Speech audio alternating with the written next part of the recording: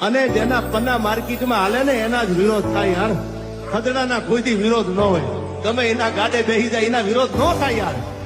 હો જીવન જલસા વાળું જોવે મરદ શાંતિ અને જીવે